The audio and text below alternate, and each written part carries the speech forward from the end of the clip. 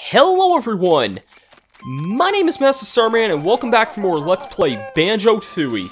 Last time, we went around the overworld, collected a few more things we missed, and transformed Kazooie into a dragon. In this part, we're not going to waste any time, because there's not really a whole lot else for us to waste time on, and let's head towards the next level, Halfire Peaks. We've actually gotten a Jiggy in this world already, if you remember right. We've seen Halfire Peaks before on one of the sides. This was not the side.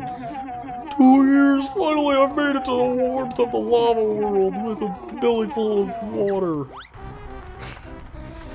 I gotta love Gobi.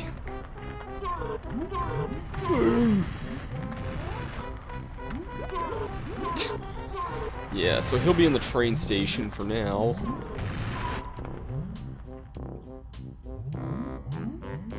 Okay, good. I thought the game just crashed there. I'm like, wait a second, can the Xbox version of this game even crash? Because I swore that would have been something that would have happened if I was playing this on the original game. Anyways, we've got some split up pads there. Kazooie trying to breathe fire, because she can do that now.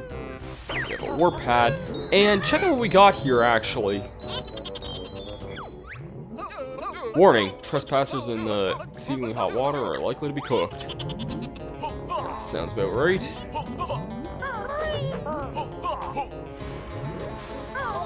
Okay then, didn't mean to do that. And time for the main gimmick of this level. Hey, I don't recall you paying for a tour of my volcano. I'm gonna burn your fried. And okay, that's not what I gotta do. There's a way to open a shortcut here, and I don't remember exactly what it is. So yeah.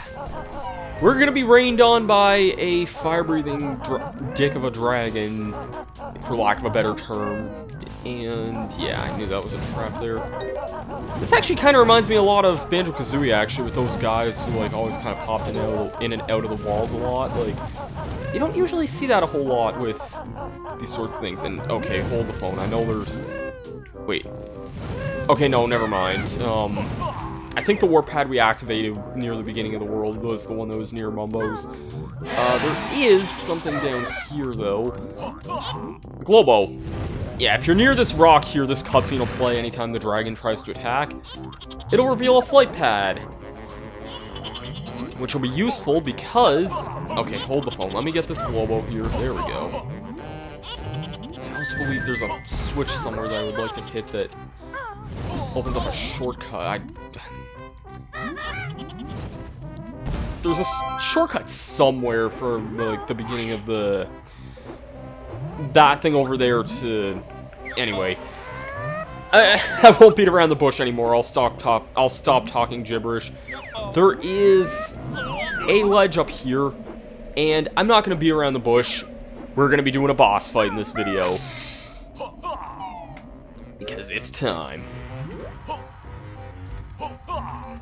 I want some ice eggs. Okay, I have plenty of them for this fight. Check it out, Chili Billy. This, I think, is the earliest we're able to take on a boss in any world in this game. Ah, at last. You must be the pizza delivery boy. No, just look at local Jiggy hunters. Lies. I bet you've got my 12-foot spicy meat special in that backpack. Afraid not, wart face. Then I'll eat you instead. Meet Chili Billy!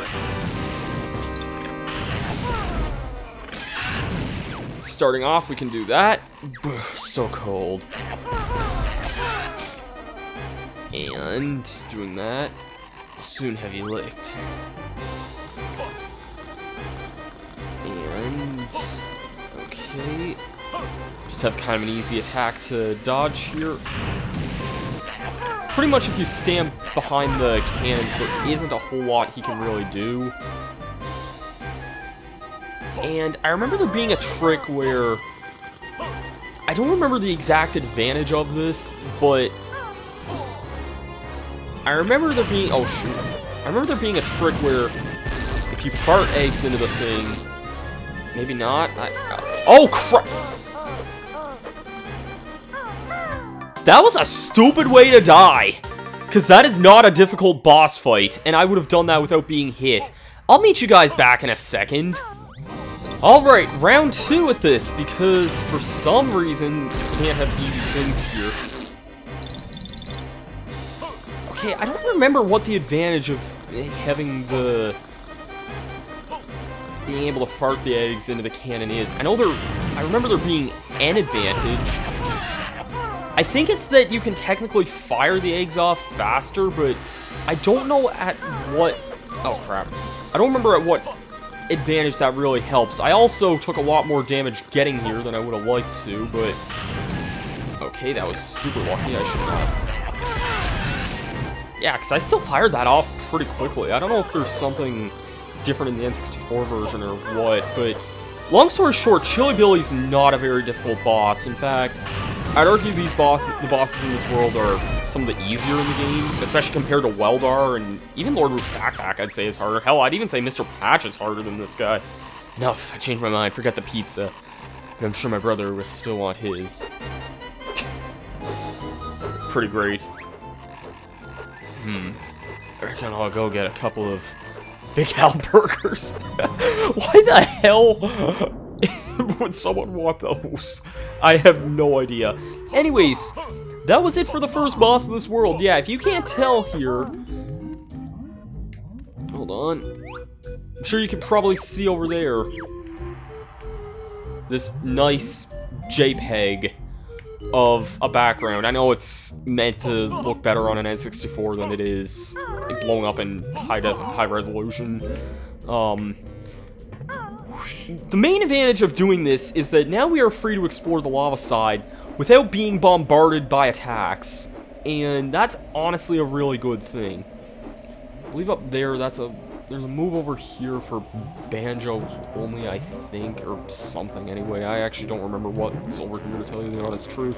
It also helps nice to have flight pads, and again, this is a world where I kind of have mixed feelings on it, because again, you can see the size of it, but there's a lot of elements that actually kind of remind me more of Banjo-Kazooie, and there's actually a good reason for that. Believe it or not, this was originally supposed to be in Banjo-Kazooie. For those who don't know about the development of Kazooie, I don't remember for exactly what reason, but Kazooie had like 4 worlds that were scrapped, 4 or 5 worlds that were scrapped, I think due to time constraints, and... I'm just gonna look for the oh, here we go. I knew there was a warp pad further up in the mountains, so I kind of wanted to get that first. Yeah, so Kazooie had a bunch of stuff that was cut out late in, like, development, and one of the supposed worlds was this one here. It was originally going to be titled Mount Fire Eyes, which is kind of interesting. I don't know if it would have had the ice side of it or not, but it would have been really interesting to see how this would have panned out into a Banjo-Kazooie world. Because, you know, it's a lot bigger than most of the worlds are in that game. Even just the fire size alone, you can tell in scale it's a lot bigger than most worlds in Kazooie. And on top of that, just showing you can use ice eggs to kill these guys. I think they do come back eventually, though, so it's not the best thing in the world. Oh, crap. You need to bring Solo Banjo here at one point. That's easier said than done. That was from a statue that was firing at me.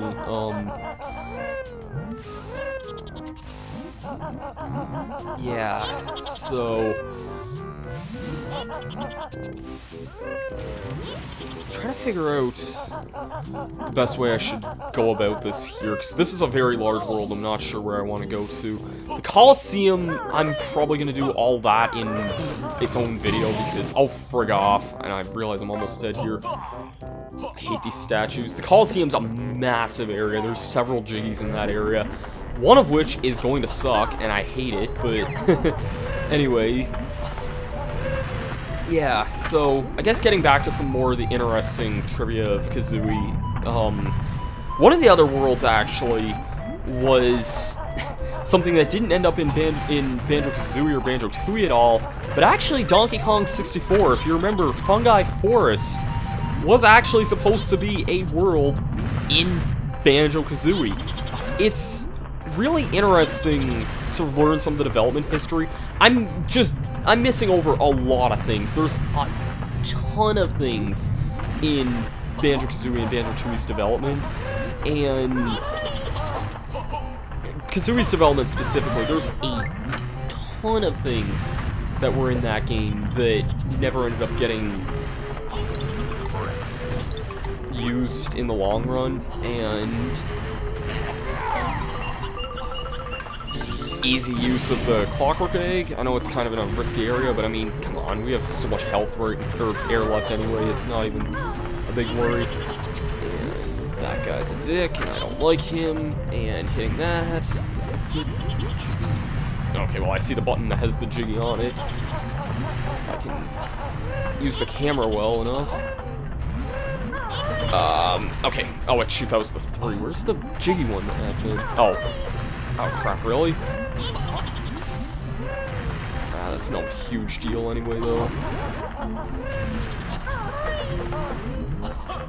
There we go.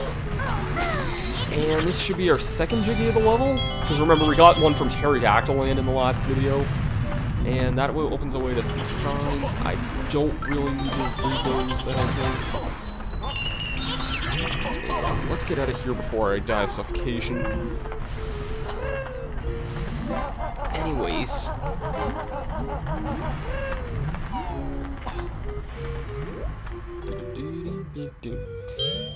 Yeah, the music in this world's also really good too. I mean, there's a lot of really good music in this game. Most of the songs end up being remixed for like the boss themes and stuff. And it's no different in this world, but some of the themes though, like this one, are really good. And ice eggs are gonna be your friend in this world too. It's so unusual. You get the ice eggs. You'd think there is something like the ice eggs in the game because you have fire eggs pretty early on, and those are really useful. Maybe if you don't get the... Oh, check out what we got. Scanners indicate location of kids. Evaluation found. Exterior door opening to enable manual viewing. Detecting earthling crosswind. Be careful. Yorks, I calculate it's a long way down. Huh? What's going on? Keep ship steady. Activate jetpack.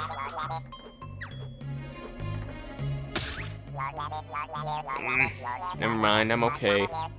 Wait a minute. No, I'm not. I'm dead. Well then.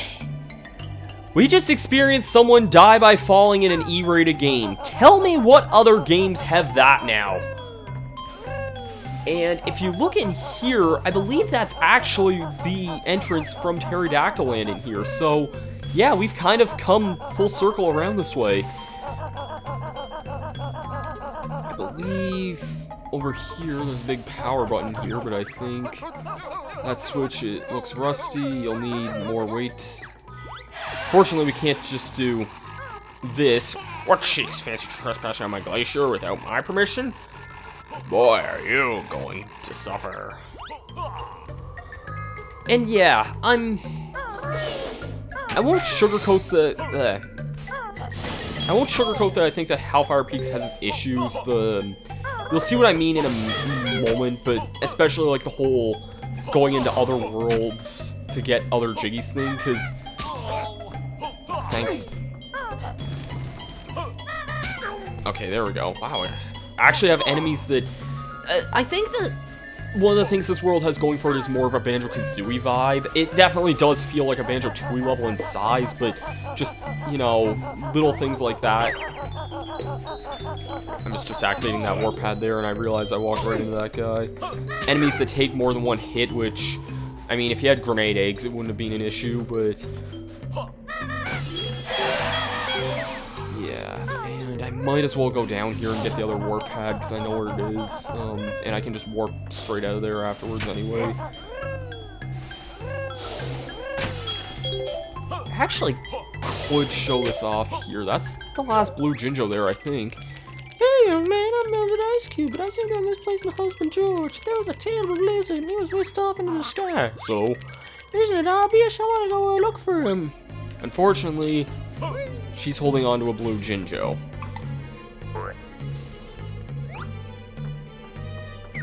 Well,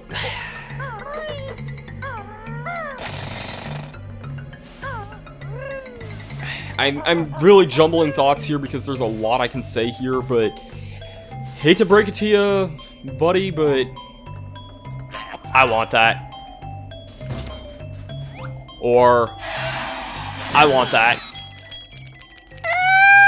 Tell George's dinner is in the... All that because I wanted a Jiggy. Yeah, this game's definitely rated E, people. And some fans of long-time fans of Banjo-Kazooie... Oh, crap. Let me in here before I die. Might recognize this area. Check it out. Boggy's Igloo. Thought you wouldn't see this in this game. Hey, Boggy. Take a look at my new widescreen TV. It's got loads of features. I'm sure it has. It has, actually. 100 Hz scan, Dolby 5.1 surround sound, 9,199 channels, 15 SCART sockets, 3 remote controls.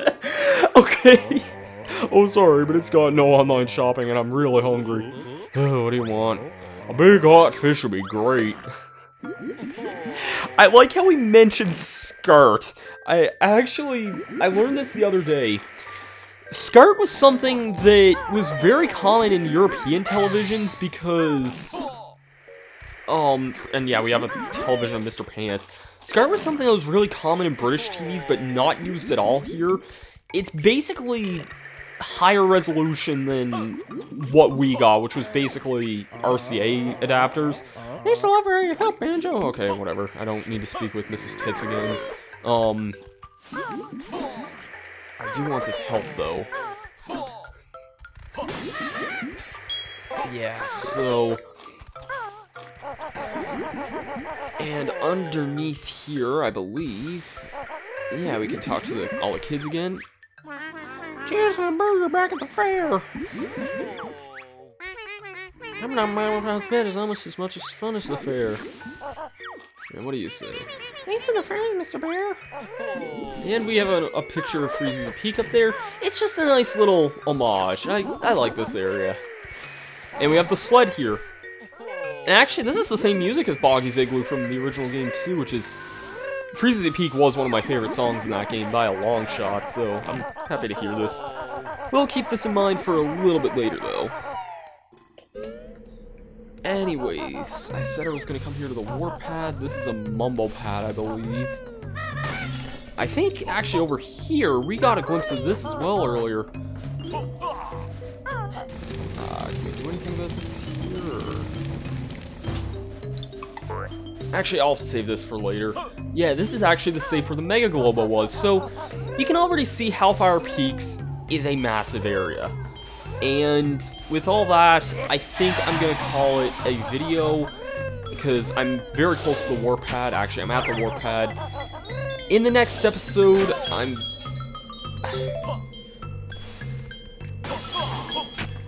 Okay.